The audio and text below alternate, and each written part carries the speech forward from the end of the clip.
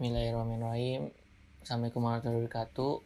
Perkenalkan, kami dari kelompok 11 ingin mempresentasikan fotografi dokumenter dengan dua topik. Yang pertama ada tokoh, kedua ada nasi tiwul. Di sini saya akan mempresentasikan topik pertama, yaitu tokoh. Next. Deskripsi. Tokoh yang kami ambil bernama Sumargiono atau biasa disapa dengan Pak Gondol. Beliau sekarang berumur 38 tahun. Beliau sudah berkesenian sejak tahun 1999. Namun ketika kami melakukan wawancara, sebenarnya Pak Gondol sudah melakukan kesenian dari kelas 3 SD. Beliau lebih fokus ke dunia seni ketika tahun 1999. Beliau juga sudah menikah. Istri beliau bernama Eka Suprihatin, biasa dipanggil Bu Eka, berumur 39 tahun. Saat ini beliau berdomisili di Gunung Kidul. Beliau juga sudah mendapatkan cukup banyak prestasi baik dalam negeri maupun luar negeri. Latar belakang mengapa kami mengangkat tokoh kesenian Pak Gondol berawal dari ketertarikan kami terhadap seorang seniman, terutama seniman performer art yang lebih ketika ditampilkan membutuhkan banyak orang banyak. Beliau tidak putus semangat karena pandemi ini tidak ada penonton sama sekali. Beliau tetap semangat berkarya di rumahnya ataupun di pendoponya. Ini yang menjadi latar belakang kami mengangkat tokoh seniman Pak Gondol. Manfaat yang didapat, kami bisa mengetahui, maupun teman-teman sekalian bisa mengetahui bagaimana seorang seniman tetap semangat berkarya meskipun kondisi yang tidak memungkinkan atau dibatasi juga dengan protokol kesehatan. Next. Proses kreatif kami mengawali dengan perkenalan maksud tujuan kami ingin mendokumentasikan tokoh Pak Gondol beserta keluarganya. Kami diterima dengan baik. Pak Gondol juga sangat terbuka, istrinya juga. Kami melakukan pemotretan selama 2 minggu. Di Pak Gondol juga sedang ada menerima kegiatan PKL yang bahan penilaian dan sekolah. Kemudahan dan kesulitannya, kemudahan yang kami dapatkan cukup banyak. Dari Pak Gondolnya tidak merasa risih untuk difoto, istrinya juga, dan sangat terbuka sekali pokoknya. Kesulitan yang kami dapat, 3 orang anaknya yang sangat pemalu sekali. Ketika kami mengarahkan kamera, anak-anaknya langsung kabur, jadi membutuhkan waktu yang sangat intens.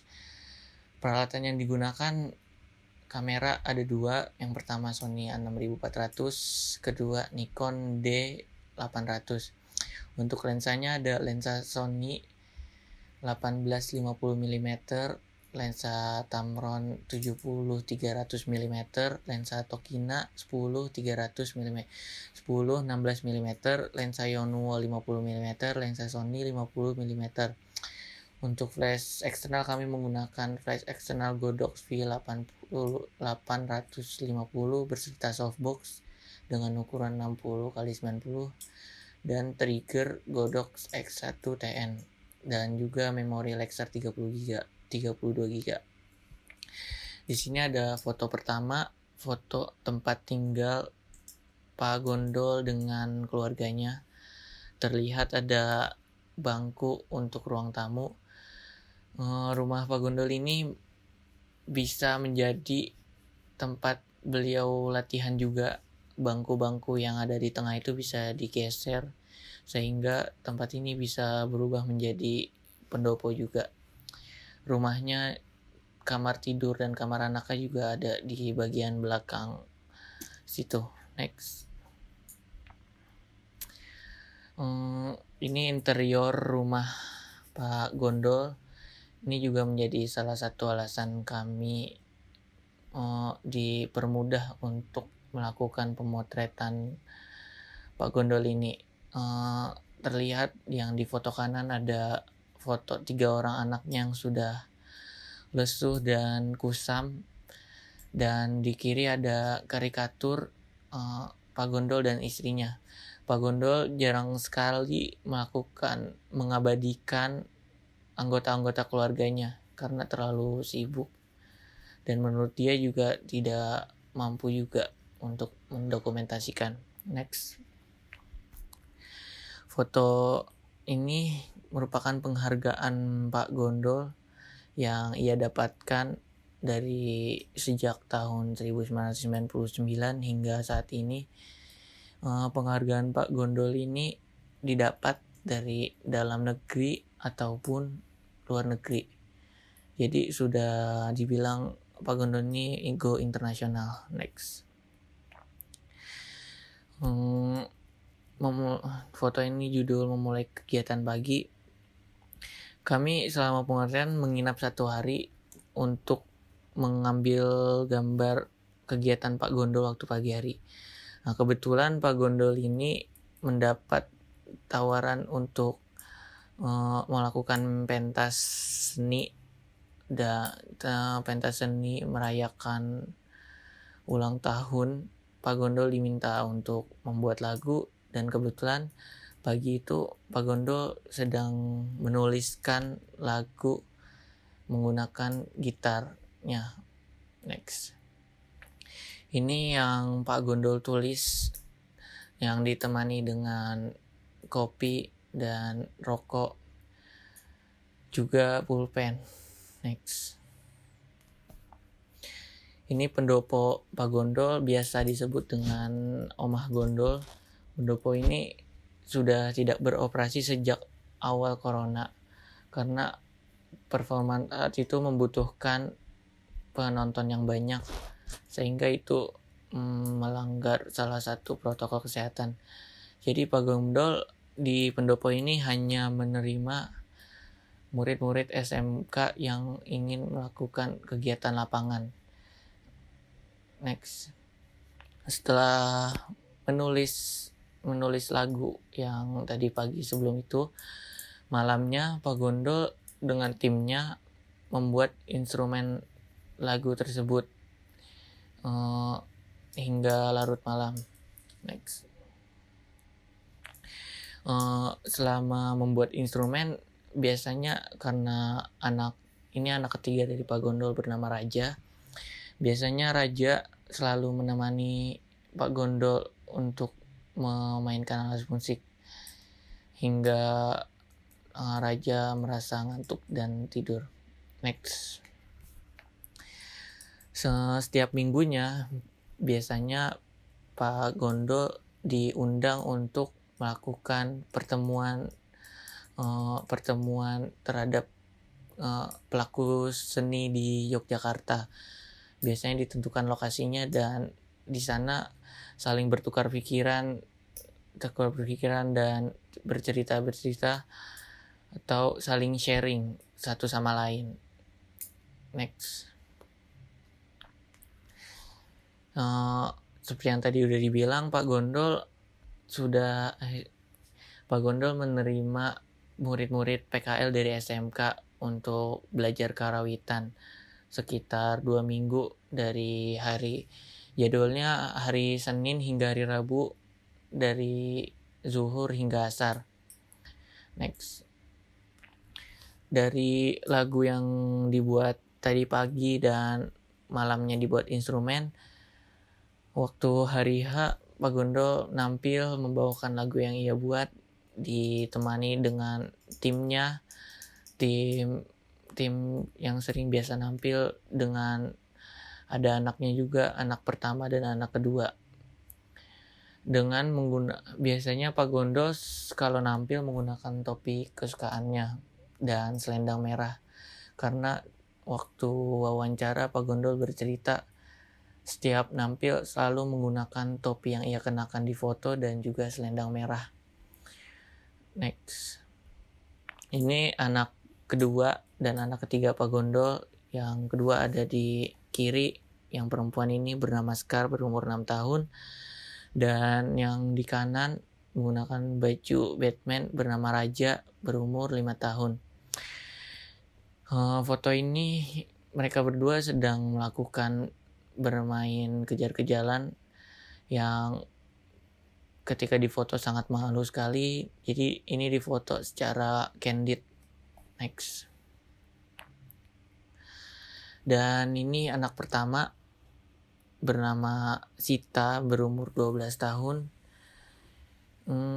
Karena pandemi ini sekolah jadi daring, Sita pun mengisi waktu luang, waktu jam kosong daring itu sambil menonton TV di kamar tidurnya. Next. Ini istrinya, selain Pak Gondol yang mengajar, istrinya juga mengajar. Cuman kalau istrinya ini mengajar lewat laptop secara daring, jadi tidak ada praktek. Dia mengajar menggunakan metode dengan menyampaikan ceramah, mengajar di SMKN 2 Bantul dengan pelajaran seni dan budaya. Next. Sore harinya pada hari Selasa, Pak Gondo menyempatkan dan istrinya menyempatkan mengantar Raja untuk pergi mengaji di tempat Raja biasa mengaji. Jadi setelah habis asar, setelah melakukan ngajar anak PKL, Pak Gondo menyempatkan untuk mengantarkan Raja mengaji. Next. Ini potret 5 keluarganya beserta 3 orang anaknya. Ada Pak Gondo, Bu Weka, Raja, Sekar, dan Sita. Next. Ini proses kreatif kami yang dilakukan di rumah Pak Gondo. Next. Selanjutnya, presentasi kedua dengan topik nasi tiwul akan dilanjutkan oleh teman saya, Ninda Sena Prakoso. Tadi gue salah pencet apa tuh? Kalau berhenti kan gitu.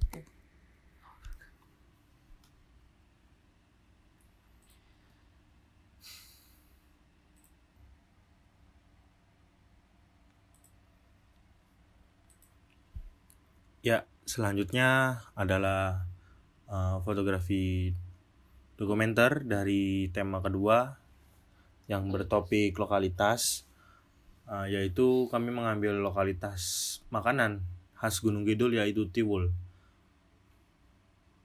Ya. Tiwul adalah makanan khas yang berasal dari Gunung Kidul. Makanan ini terbuat dari tanaman singkong yang pada zaman dahulu pada zaman penjajahan Jepang ini sebagai makanan pokok pengganti nasi apabila stok beras habis, dan penggantinya adalah nasi tiwul ini. Kemudian saya bertemu dengan Mbah Sarina, beliau berusia 70 tahun, merupakan penjual nasi tiwul dari tahun 1065 yang beliau meneruskan usaha orang tuanya menjual nasi tiwul, dan beliau juga menjajakan tiwul di Pasar Kliwon,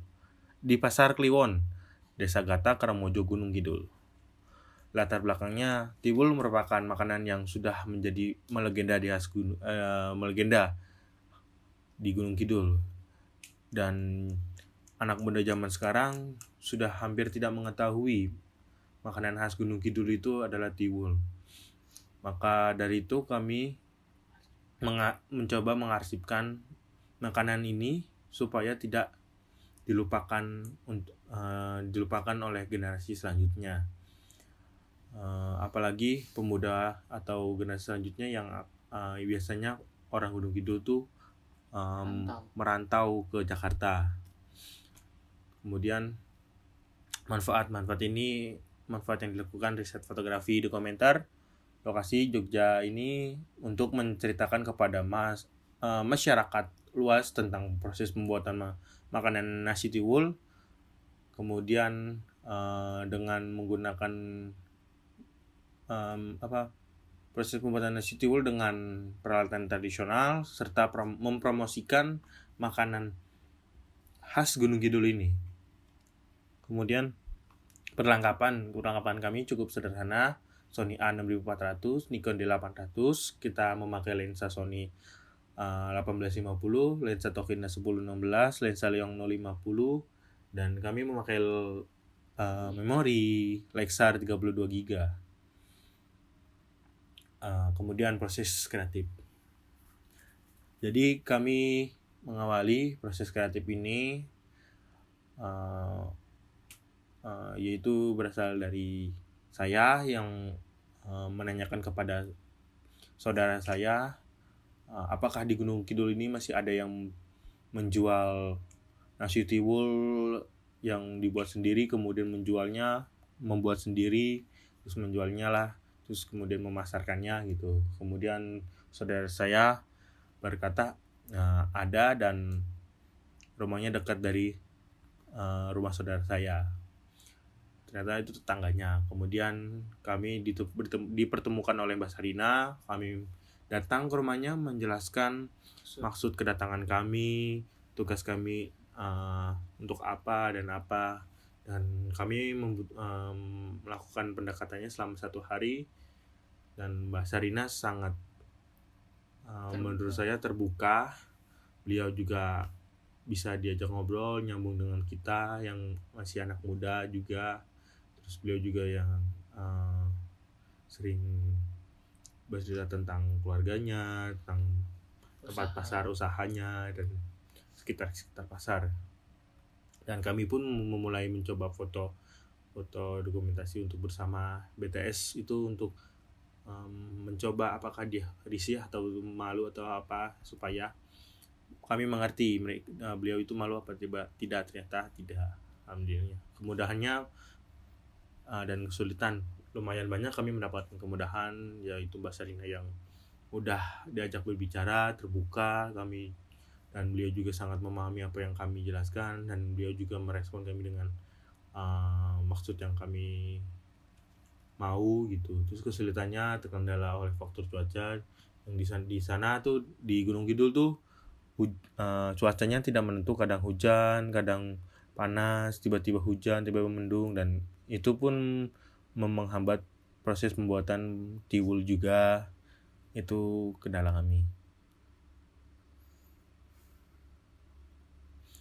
Ya, Mbah Sarina. Ini merupakan potret Mbah Sarina yang menjalankan usahanya dari tahun 1965, yang meneruskan usaha orang tuanya, dan beliau berumur 70 tahun, lumayan cukup tua.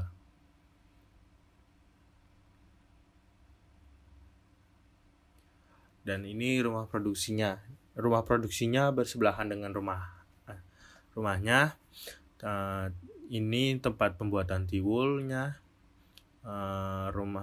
Beliau Mbak Sarina ini tinggal bersama dengan suaminya saja, yaitu Mbak Satio, dan anak-anaknya mereka pergi merantau ke Jakarta, dan hanya tinggal mereka berdua yang ada di rumah ini.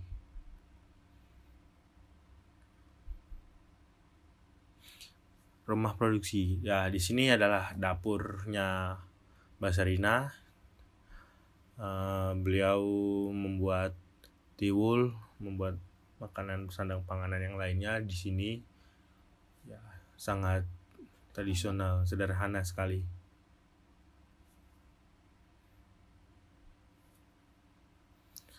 Nah, ini adalah peralatan yang digunakan Mbak Sarina untuk membuat tiwul. Di sini Mbak Serina masih menggunakan lesung untuk mengukusnya dan juga penggorengan dengan tungku apinya yang menggunakan bahan bakar kayu bakar. Terus kemudian ada nampan dan bopoko dan baskom. Disinilah tempat Mbak Serina membuat tiwul.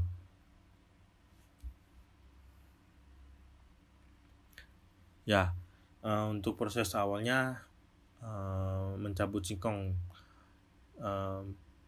Mbak Sarina biasanya mempunyai dua opsi. Yang pertama, singkongnya itu dia dapati dari pasar atau membeli, dan opsi keduanya beliau menanam dan mencabut singkong dari perkebunannya, dan beliau juga menanam singkong dan pohon pisang lainnya di kebunnya. Dan ini Mbak Serina mencabut singkongnya setelah hujan reda.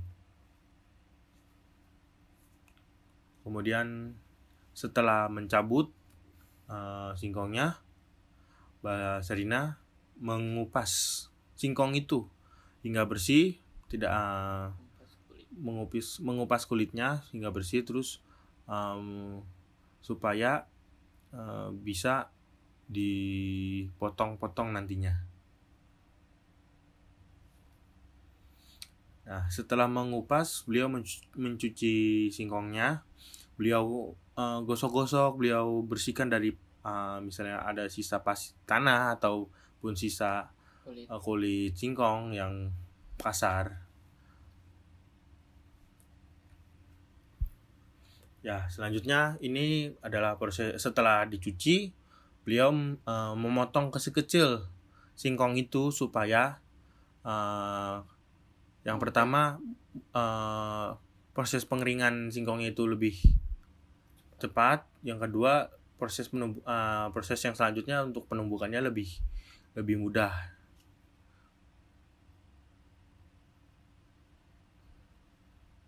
Ya, terus selanjutnya menjemur.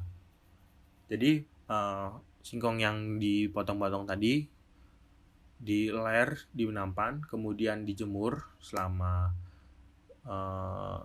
kalau paling lama 1 hari, paling cepat setengah hari, karena tergantung cuacanya. Bila mataharinya sedang terik, singkong lebih cepat kering.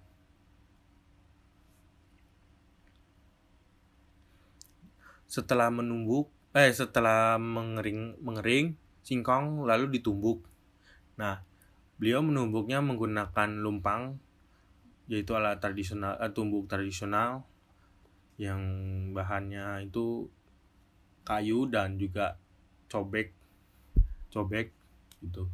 Terus beliau tumbuk hingga seperti kecil-kecil halus seperti itu, dan setelah ditumbuk lalu menjadi kayak tepung itu. Nah, tepungnya itu disebutnya tepung gaplek.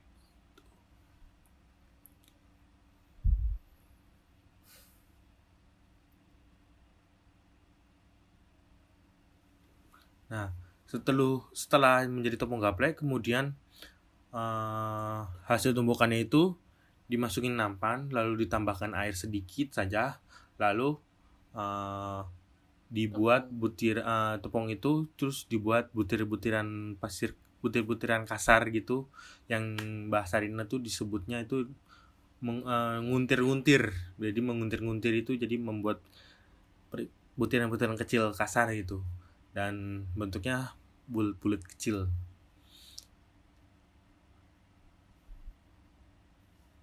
Setelah diuntir-untir, kemudian beliau memasukkan tiwul itu ke dalam lesung untuk dikukus selama 20 menit, dan hingga warna tiwul itu menjadi kuning kecoklat-coklatan gitu.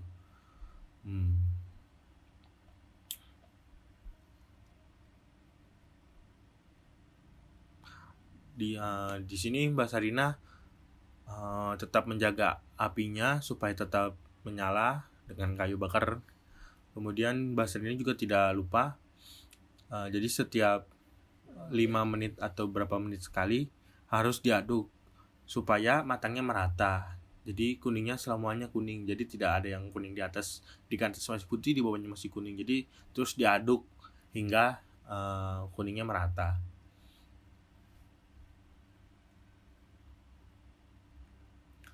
Selanjutnya setelah mengukus lalu sudah berwarna kuning coklat-coklatan, beliau melakukan pendinginan. Pendinginannya ini nasinya dipindahkan ke nampan, kemudian diler atau diratakan supaya tiwul itu menjadi cepat dingin. Lalu tiwulnya bisa dibungkus.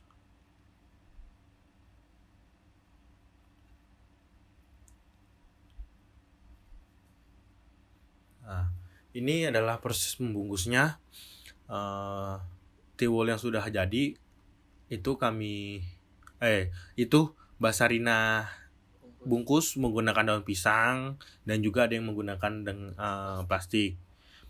Di sini kami kebetulan hari itu Basarina sedang mendapat pesanan dari seseorang untuk membuat tiwul, dan kami pun mendokumentasikan proses pembuatannya.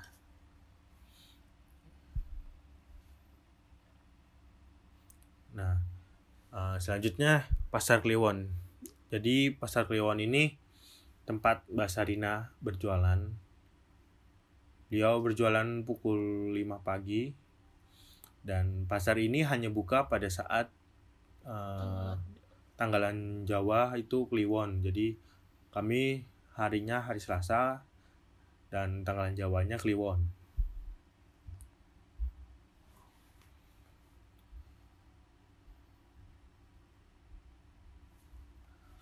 Habis di sini jajak jualannya Mbah Sarina ini tidaklah hanya tiwul, tapi berbagai makanan kayak jadah, tempe, bacem, terus mie, lalu nasi rames, terus gorengan dan tiwul. Beliau mendapat alhamdulillah penjualannya habis, dan beliau pulang dengan jualannya habis semuanya. Dan saya di sini dapat sebuah notice atau dapat hal yang baru saya tahu. Jadi saya memerhatikan yang pembelinya itu rata-rata adalah ibu-ibu atau bapak-bapak yang sudah tua, kakek nenek, dan di sini saya melihat tidak ada anak muda yang membeli. Dan maka dari itu sesuai dengan tujuan kami di atas, dan kami ingin mengarsipkan ini. Pulang setelah jualanannya habis, Mbak Sarina dibantuin oleh suaminya Mbah Satyo untuk pulang. Beliau pulang dahulu untuk memulangkan nampan, boboko, dan yang lain-lain ke rumahnya untuk agar segera dicuci. Dan di sini saya mendapat kehilangan momentum ketika Mbak Sarina pulang. Ternyata ada yang mengantarkan pulang dari pasar, dan saya kehilangan momentum itu. Jadi saya hanya memoto suaminya Mbah Satyo pulang saja. Dan ini adalah penampakan sego tiwul. Biasa ditemani lauk pauk seperti oseng tempe, tempe mendoan, gorengan, terus sambal mentah, sambal bawang, terus kelapa serut, serundeng, dan lain-lain. Dan biasanya sego tiwul juga bisa dicampurkan oleh nasi yang campurannya itu 10 banding 3. Jadi lebih banyak tiwul daripada nasinya gitu. Dan ini makanan, menurut saya makanan enak. Dan ini adalah behind the skin, dan ini cara foto saya dan foto Syamil untuk mengetes Mbak Sarina apakah pemalu apa tidak. Dan ternyata beliau tidak pemalu dan juga tidak risih saat kita foto bersama gitu. Dan terima kasih. Sekian presentasi dari kami berdua. Wassalamualaikum warahmatullahi wabarakatuh.